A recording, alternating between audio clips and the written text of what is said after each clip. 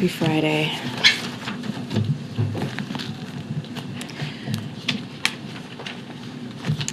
Okay, so we are rounding out another big week here at the White House and a lot of great news for the American people. The president traveled to Arizona, underscoring how his economic plan continues to create jobs, revitalize American manufacturing, strengthen our supply chains, and give families more breathing room. For the first time in almost 2 years, the national average gas price is lower than its level was 1 year ago. Senator Warnock will continue representing the people of Georgia. He ran on the president's message: we must strengthen Social Security and Medicare, lower prescription drug costs, and protect a woman's right to make her health care decision. The president announced historic relief to protect the hard-earned pensions of hundreds of thousands of union workers and retirees thanks to the American Rescue Plan. And yesterday, President Biden kept his promise to bring Brittany Griner home and reiterated his commitment to securing Paul Whelan's release. The president will never give up. As Russia continues to wage its brutal war against people of Ukraine, today the Biden-Harris administration is announcing a new $275 million security assistance package to help Ukraine defend itself against Russian aggression. This package will provide Ukraine with new capabilities to boost its air defenses and counter the threats Ukraine is facing from Iranian UAVs, which Russia is using to attack Ukraine's critical infrastructure and kill Ukrainian civilians. Today's announcement also includes critical equipment that Ukraine is using so effectively to defend itself on the battlefield, such as more ammunition for HIMARS and Ukraine's artillery. And now, our favorite thing is the week ahead, so just giving you a quick look. Actually, it's more than a quick look. We have a lot to share for next week. On Monday, the President and First Lady will travel to Joint Base Myer-Henderson Hall in Arlington, Virginia, to participate in a United States Marine Corps Reserve Toys for Tots event. They will join spouses of senior Department of Defense and service leadership and local military children in sorting donated toys for distribution to families in need ahead of the holidays. This engagement is part of the First Lady's Joining Forces initiative to support those who serve, including families of service members and veterans, caregivers, and survivors. And we'll also have National Security Advisor Jake Sullivan right here in the press briefing room on Monday to preview the African Leaders Summit. On Tuesday, the president will host a ceremony on the South Lawn to sign the Respect for Marriage Act, accompanied by members of Congress, members of his cabinet, and stakeholders. On Wednesday, the president looks forward to hosting the U.S.-Africa Leaders Summit. This summit will underscore the value the United States places on our collaboration with Africa on the most pressing global challenges and opportunities, as well as on the Biden administration's commitment to revitalizing global partnerships and alliances. We expect to engage a wide range of African and U.S. stakeholders to illustrate the breadth and the depth of American partnerships with African governments, businesses, civil society, and citizens. Partnerships based on dialogue that harness the creativity of our peoples. In the morning, the president will deliver remarks at the U.S.-Africa Business Forum. Later in the day, he will host a small group multilateral meeting with leaders. In the evening, the president will host a U.S.-Africa Leaders Summit dinner in the East Room. The president will also observe the 10th anniversary since the tragic Sandy Hook shooting. We will have more details on that next week. On Thursday, the president will continue his participation in the Africa's Leaders Summit. He will participate in the Leaders session on partnering on the Africa Union's Agenda 2063, the continent's strategic framework for inclusive and sustainable development based on Pan-Africa unity, self-determination, freedom, progress, collective prosperity.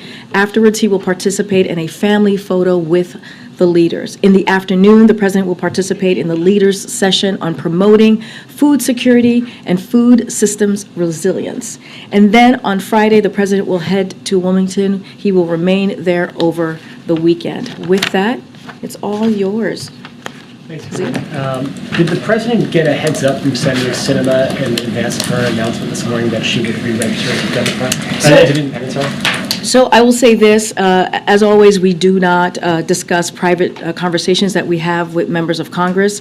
Don't have anything else to share outside of that, but we are just not going to share any private conversations that we have with Congress. Can you talk about the president's reaction? Was he surprised? Well, I put out a statement, and that, as you know, I speak for the President of the United States. So he sees and we see Senator Sinema as a key partner on some of the most historic pieces of legislation that you all have covered in this administration. When you look at the past 20 months, from the American Rescue Plan to the Bipartisan Infrastructure Law to the Inflation Reduction Act to the Respect for Marriage Act, from also the PACT Act, all of these pieces of legislation have been historic, and we have partnered with Senator Sinema. And so, look, we understand her decision to register as an independent in Arizona. The way we see it and understand it, it does not change the new Democratic majority control of the Senate. And we have every reason to expect that we will continue to work with her successfully. And on a different topic, yesterday's prisoner swap, does the president believe that the deal that was struck by his administration with the Bush administration to free Brittany Griner was a fair one, that was a fair arrangement? Look, and when I've talked about this yesterday as well, here's the way that we have seen this. When you talk about fair, Brittany Griner is an American citizen who was being held unjustly. She was being held unjustly under intolerable circumstances. That was what was happening to Brittany Griner. And so that means something to the president. He believes, when you have an American passport, it means something. And so he wanted to do everything that he could to make sure that he brought her home. And we were presented with an option. As you know, we've laid this out. You've heard from my NSC colleagues as well, where it was either Brittany or no one. That was the option that we were given. And so the president wanted to keep his promise in making sure that he brings American citizens home who are being wrongfully detained abroad. That is a promise that his administration is continuing to fight for. And so that's what you saw. You saw the same action that he took with Trevor Reed, he took with Brittany Griner, and others. Almost a dozen other wrongfully detained Americans have come home under his administration, and he is going to continue to work very hard, and his administration to work very hard to bring Paul Whelan home. Is that fair or not? The way that we see it is that this was an opportunity to bring an American home. That's how we saw the deal that was presented to us. And what was occurring is, in the past week or two, we saw that from the Russians were willing to release Brittany Griner for Mr. Boot. That was what was presented to us. They were not willing and I said this yesterday, to negotiate in good faith for Paul Whelan. And so it was either Brittany Griner, one American, or no American. And so that's how we see the negotiation that was presented in front of us, and that's the very difficult decision that the president had to make, and we were able to bring her home safely. I understand. Oh, sorry. I was gonna. Go ahead. Okay. I understand you're not going to detail private conversations, but just to be clear, was the White House given a heads up that Senator Sinema was going to be? I'm just not going to go into details. I'm just not going to go into details on any private conversation that we have. I'm just not going to go into details or lay out any private conversations that we have with Congress. That's something that we normally do. Just not going to do that. But that suggests that a private conversation did occur. I'm not. Mary, I'm just not going to go into details on this. Well, let me try this then. Just 2 days ago, you said that Warnock's win gave you a little bit more breathing room, a little bit more ability to deliver for the American people. Does Sinema's decision to leave the party take away some of that breathing room? Look, as I said, and I put out a statement on this, as you all know, as I said, that we understand Senator Sinema's decision to register as an independent. The way that we see it, it does not change the majority, or it doesn't change the complexion of what our Democratic majority is going to look like in the Senate. How then does it impact you? I mean, you're saying that this decision won't change at all how you work with her? Or you said that you expect that, or you have every reason to expect that you will continue to work successfully with Sinema. Where does that expectation come from? Because she has voted with the president 93% of the time, because she has worked with us on key priorities of this administration. When you think about his economic policy, I just laid out all of the different historic pieces of legislation that we have been able to get done, and she has played a key role in that. When you think about the CHIPS and Science Act, when you think about the bipartisan infrastructure law, those are pieces of legislation. There's another long list of other things that she's worked with us on. That's 93%. And so we think that partnership will continue. We do not see a change in our Democratic majority as it relates to the Senate. So we are very confident. I'm going to call actually on Alex in the back because of what occurred yesterday. I know Brett is not here, but want to give you an opportunity to ask a question. Thank you. I wanted to ask about if the president has spoken with any gun violence prevention advocates or victims' families ahead of the Sandy Hook anniversary, and also if he has any plans to talk to lawmakers next week about his call for an assault weapons ban. I don't have anything to preview at this time on any calls that the president might make or will make. The president has talked about Sandy Hook being the worst day in his 8 years as vice president, and you can expect him to mark this sad day next week, as I laid out in the week ahead. On Wednesday, as you all saw, the president joined survivors and families impacted by gun violence to deliver remarks at the 10th Annual National Vigil for All Victims of Gun Violence, organized by the Newton Action Alliance. The vigil was a service of mourning and loving remembrance for all who have fallen victim to the ongoing epidemic of gun violence in America. And as you all know, the president has done more than speak about gun violence. He's actually taken action. He fought relentlessly to take action as well. He has done taken more executive action at this time in his presidency than any other president. And so, look, and let's not forget, he signed the most significant gun safety legislation in 30 years this summer, but he feels that is not enough, and we need to do more. And so he continues to call for the assault weapons ban. He did that on that day, on Wednesday, when he was there with families and friends, speaking of this moment. And he's never going to stop showing up and speaking out. And I have said this before, he believes his role as president is to make sure that we continue to continue to push this into the dialogue. So making sure that the American people understand how important it is to talk about getting the assault weapons ban. Chris, thank you so much. I want to follow up on Mary's question. When she asked you why you feel confident that you'll be able to continue to work with Senator Sinema successfully, you cited her record. But just to put a fine point on it, has the administration been given assurances by anyone within the senator's office or the senator herself that she is going to continue to work with you? I'm just not going to divulge or speak to any private conversations that we have with members of Congress. That is something that is not unusual. That is something that I've said many times before.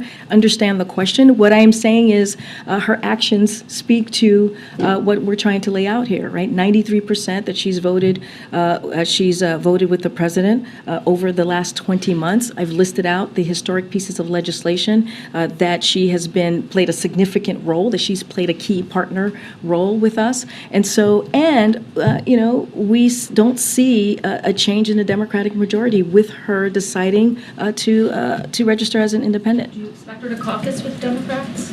Look, we don't see a change in the Democratic majority, and so we see this as a decision that she has made, but we do not see a change in our Democratic majority. Let me ask it this way, and then I do have one on Brittany Griner. Does Senator Sinema have the support of the president in this decision and moving forward into 2024? So cannot speak to 2024. I'm covered by the Hatch Act, and as far as I understand it, she hasn't announced her plans for 2024 yet, so just not something that I'm going to speak to. Support of the president right now? Absolutely. Well, we see her as a key partner. We understand her decision to register as an independent. Let me ask you about something that Vladimir Putin said today. As you know, he held that press conference, and he said more prisoner swaps may occur between the U.S. and Russia. He said, quote, everything is possible. What does the U.S. make of that? What does the administration hear in those words? So we're just not going to talk about any ongoing diplomatic conversations. We've been very clear that we want the American people to know that their safety and security is among our highest priority when it comes to aggressively doing everything that we can to bring Americans home who are being wrongfully detained, bringing them home safely, but not going to get into any diplomatic conversations from here. Thank you. Now that Brittany Griner is back on U.S. soil, has President Biden spoken to her, or does he plan to? So don't have any calls to preview. As you know, the president spoke with her, Brittany Griner, yesterday morning in the 7 o'clock, 8 o'clock hour, right before he came out to speak to all of you and to give the announcement. And in the room was her wife and the vice president and Jake Sullivan, and also the Secretary of State. And we've already read out what that conversation was like. I do want to give a little bit more information on where we are this morning. We can confirm, as you all know, that Brittany Griner arrived at Joint Base San Antonio, Fort Sam Houston, early this morning. She has been reunited with her wife, Sherelle. U.S. officials who met her on the ground said she was in very good spirits, appears to be in good health. She was immediately taken to Brooke Army Medical Center, where she is being offered a range of support options following her time detained in Russia. Do you know if she's home or when she might go home? So not going to get ahead of what's going to happen next. What I can tell you is where she is currently today. Every individual is different, and those decisions are up to them and their families. They'll take as much time as they need. What we can say, typically upon arrival, people are offered a wide range of additional support, including full medical checkup, a mental health checkup, and additional means of support.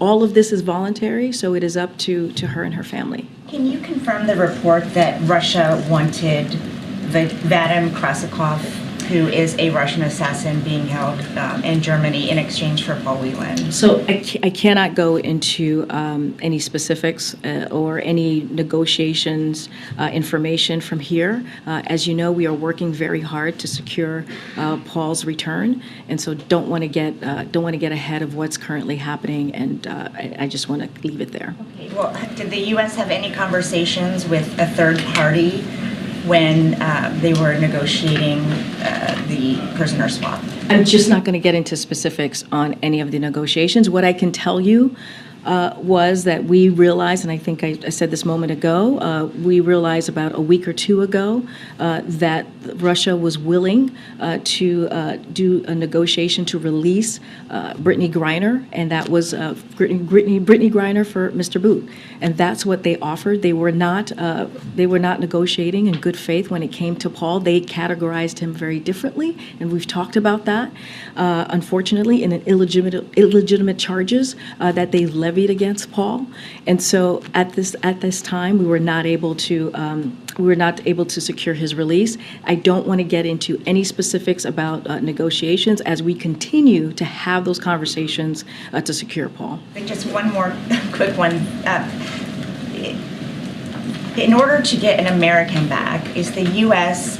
only willing to swap a Russian national, or would it consider trying to work with another country to get someone else? I get your question, and I understand. I just cannot get into what we will or will not do any of the negotiations. We have Americans out there who are wrongfully detained, being held hostage, and we want to make sure that we get them home safely. And negotiating from here or giving information on the internal mechanics or process certainly would not be prudent. Thanks, Corinne. China is easing its COVID-0 restrictions. I'm wondering if you could talk about whether that's something that the White House supports or doesn't, and specifically how you see it playing out for U.S. manufacturing that has operations in China. Do you think it will sort of improve supply chains because there will be less restrictions on workers, or is there concern, both medical and economic, about if there are wide-scale outbreaks of COVID in China now? So any any policies of the PRC, I'm certainly not going to comment about them from here. What we have been very clear about is China's COVID policy is not a policy we are pursuing here. In the United States, we are focused on what works, like encouraging Americans to get their updated vaccine, which we try to do as often as we can from here, and also just more broadly in the administration, and making testing and treatment easily accessible. That is going to be our focus. We're just not going to comment on PRC's policies. And then Fox Business had a report today that Bank of America CEO Brian Moynihan is on a short list to replace Janet Yellen if and when she decides to leave the administration. Wondering if you could comment on that at all. So, as Secretary Yellen said herself just last month, she has no plans to leave. It seems to be that report to us seems to be pure speculation. I'm going to go ahead. Merci, Karine. I have two questions. The first one is on... First, I thought you were going to talk to me in French. I was going to be like, oh, gosh. Hope my mom's not watching. First thing is on the statement that came out today about Canada and the U.S. taking coordinated sanction against Iranian officials connected to human rights abuse. I'm trying to figure out why this coordination with Canada in this very instance. First of all, it's good to see you. It's been a while, a long time. So I know I made a joke, but it is good to see you. So I just want to say at the top, the United States is committed to supporting the Iranian people and imposing costs on those responsible for the brutal crackdown. We continue to coordinate with allies and partners and find ways to confront Iran's human rights abuses, both in public and also in private. The joint U.S.-Canada statement today is an example of this effort.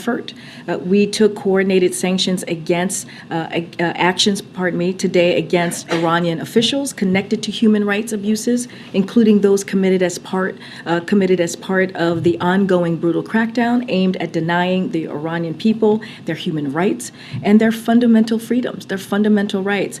So we'll continue to support the Iranian people. I can't speak to Canada. You would have to speak to their government, as I'm sure you do often, but I can't speak to different countries' reasoning for their own reasoning for taking action. But clearly, this is an important action that shows support for the Iranian people as we're seeing this truly brutal crackdown on the civilians there. Thank you. And my other question is on the next week's summit, the African Leaders Summit. I'm just, we're going to get into details, but I'm trying to figure out how much do the Chinese intense economic involvement and the Russian, through Wagner, military involvement, is playing a role in the president's willingness to engage even more intensely with the leaders. What I can say, our focus next week is going to be on Africa. That's going to be the focus of the summit. This summit is an opportunity to deepen the many partnerships we have on the African continent. We will focus on our efforts to strengthen these partnerships across a wide range of sectors, spanning from businesses to health to peace and security, but our focus will be on Africa next week. Okay. Can you provide any updates on what the president is doing to push forward the government spending bill? So look, I've talked about this many times, and we believe getting the government funding done is critical, and it's going to be important. And this is something that we encourage and continue to talk to Congress about getting this done. I talked about how Shalonda Young is certainly leading that effort, our OMB director, and she knows how to get bipartisan deals done here. And look, we were able to get government funding done in a bipartisan way last year. We believe it should be done in a bipartisan way this year. There is enough time to get this done. We are talking about critical resources that the American people need. When you think about public health, public education, our national security, these are all incredibly important, and it should be done in a bipartisan way. And there's enough time to get that moving. And as families are facing rising school lunch debt, can you also provide an update as to what the president is doing to push forward free school meals for all? So the president, as you've heard him say, is proud that his American Rescue Plan provided additional emergency food and nutrition assistance for those in need, building on our $60 million investment in farm-to-school initiatives. Our national strategy on hunger, nutrition, and health, which we released in September, includes a provision on creating a path to free health school meals for all children. As a first step in reaching this goal, the administration is committed to working with Congress to expand access to healthy free school meals to an additional 9 million kids over the next decade. But obviously, this has been a priority for this president since the beginning of his administration. Just a follow-up on Iran and human rights. Iran just executed a man for his involvement in the anti-government protests. Other detainees also face the possibility of the death penalty related to the protests. Can you speak more specifically on those instances? So we denounce these draconian sentences in the strongest terms.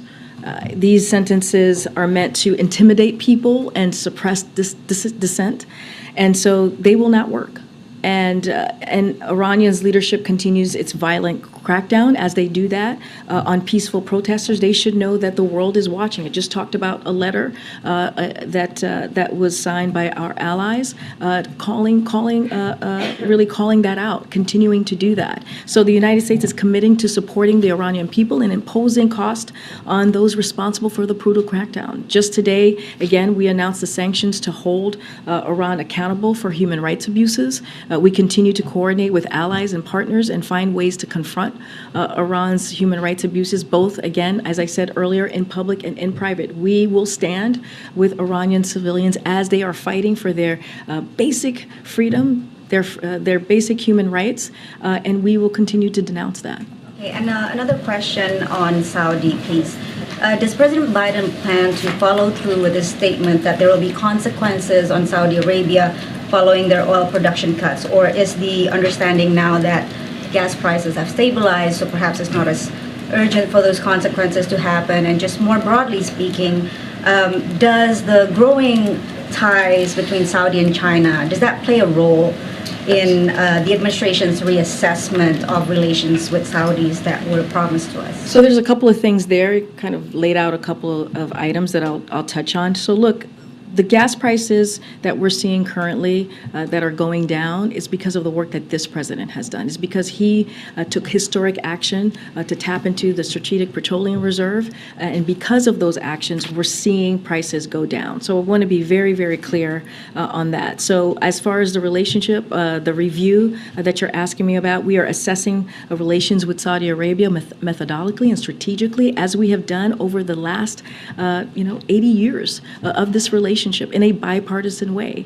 And we're going to do this in line with what's in our interest, and we will judge the way forward based on their actions as well as our ongoing consultations with partners and allies, and also the new Congress that is going to be before us very soon, and the Saudis as well. Don't have anything more to share, but again, remember, this is an 80-year history, and as we have reevaluated over the course of those 8 decades in a bipartisan way, and that's how we're looking to move forward. And just really quickly, last one on Taiwan. Can you comment on the timing of the $425 million arms sales to Taiwan earlier this week, which happened on the same day that the president went to Arizona to visit the TSMC plant, which is, of course, part of the effort to get ahead of the strategic rivalry with China? Is there any kind of messaging here that these two events happened on the same day? So there's no connection. I can say pretty affirmatively, there's no connection there. This was a package of upgrades on pre-existing sale. I think we've talked about that here before in the briefing room. We continue to support Taiwan's self-defense consistent with our longstanding one China policy. So no change there. Go ahead. Thank you, Corinne. I've got 2 questions for you. The first about the coronavirus pandemic and then one about Twitter. On the pandemic, the former vice president of the EcoHealth Alliance has a new book out, and he says that he's convinced that COVID-19 leaked from a Wuhan lab. To my knowledge, he hasn't produced any direct evidence, but he speculates that risky U.S.-funded research caused the pandemic. Does the U.S. government have a response to that? So I would refer you to the NIH on that, but a couple of things, and EcoHealth as well for specifics here on the question that you have. But we do not know the origins, as you know, of COVID because of China's lack of transparency. As I've said before, this is something we, including the president, have pressed China on repeatedly. NIH has exhaustively communicated the oversight of its scientific work and its purpose to ensure pandemic preparedness. It it's quite wonky, as you know. And so, again, I would refer you to NIH. Again, it's very in-depth, and that's the place that I would refer you to get more specifics. Just a very brief follow-up before turning to Twitter. Dr. Fauci's agency recently resumed funding for the EcoHealth Alliance. Is there any concern about that, given its past risky research in Wuhan? And if you're not able to speak to that, I was wondering if you could perhaps invite Dr. Fauci back here to take some more questions. I would refer you to NIH. They would provide you with the information directly, so I'll just leave that there. But on Twitter, Elon Musk this week fired the former FBI General Counsel Jim Baker, who was serving as a top Twitter lawyer. Musk alleges that he may have been involved with countermanding his attempts at transparency. And I was wondering if anyone in the Biden administration was in touch with Baker, either regarding moderation decisions that critics call political censorship or regarding his transparency efforts recently. So it's up to private companies to make these types of decisions. We were not involved. I can say that. We were not involved. And as I've said several times this week already, we've had this conversation many times in this briefing room, just the past couple of days. Of course, it's up to these companies to make their own decisions about the content on their platform and to ensure content flows there on standards and on their own standards and policies. Don't have anything more to share. On the not involved in speaking with Baker about this transparency effort by Musk, is that what you're saying? That the Biden administration wasn't involved? We were just not involved. Just answering your question, we were not involved. Go ahead. Thanks, Ring. I think probably across this question to some degree, but the official commutation order for Victor Boot was signed by the president on December 2nd, which was 5 days before everything actually transpired. Why 5 days? Did that mean that the deal was done then, or you did it in preparation for a deal? How does that actually work? So, as I've stated before, well, you just stated it, that about the clemency. Look, we knew about a week or two ago that there was going to be a deal for Brittany Griner. And that was what the Russians had presented to us. And they wanted the deal, right, to secure her return was Mr. Boot for Mr. Boot for Brittany Griner. And so that was the deal that was presented to us, and that's how we moved forward, because we wanted to make sure we brought one American home. It was either no American or one American. And so that process was about a week or two ago. I can't go into detailed specifics on the 5 days or when things were signed. I don't have that information to provide for you at this time. But we learned that about a week or two ago. Preparatory, nothing was final until Brittany Griner was in the custody of I kind of laid out kind of the process yesterday, or how that all worked. Don't have that in front of me to share with you at this time. But what I can say is the past week or two, we learned from the Russians that they were willing to release Brittany Griner for Mr. Boot. And we tried throughout the past several months, as you know, the past 6 months since we heard from Secretary Blinken back in July, saying that we were in intensive conversation to get Brittany home, to get Paul Whelan home. In every conversation over the last several months, we worked very hard to get the both of them home. That was always a priority. And again, it wasn't until very recently that we learned that they were only willing to make an arrangement for Brittany Griner, and Paul Whelan, as I've stated many times before, was just seen differently in an illegitimate way, and so the president wanted to make sure we brought an American home, and that's what we saw yesterday. In terms of legislatively, I know you guys are very much in the lame duck zone right now, but has the last week either changed or spurred the planning for the next Congress legislatively, how you guys approach the next Congress, and was that shifted at all by what happened this morning? What happened this morning? Yes. No, not at all.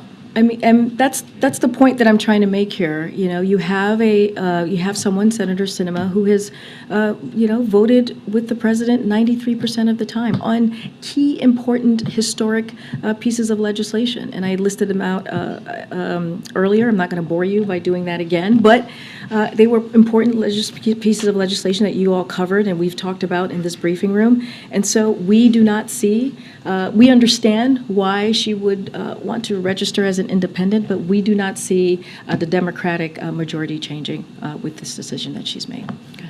I just want to ask you on the oil price cap. So there's 20 oil-laden tankers now sort of stuck trying to get out of the Black Sea into the Turkish Straits. I know that Treasury officials have been in touch with Turkish officials on this. Are you looking at escalating that conversation, to a higher level? Are you frustrated with Turkey's reluctance to back away from this rule? Somebody's having a good time. Okay, so as you said, we've been in touch with Turkey about how the price cap only applies to Russian oil, and explained that the cap doesn't necessitate additional checks on ships passing through Turkish waters. Our understanding is that virtually all of the delayed tankers are not carrying oil from Russia and are not affected by the cap. So Turkey has made clear they share our interest in a well-supplied market and allowing seaborne oil to transit the Turkish Straits. They have made clear their goal is to resolve this issue as quickly as possible. And so again, we've been in touch with Turkey, and this is how we're moving forward.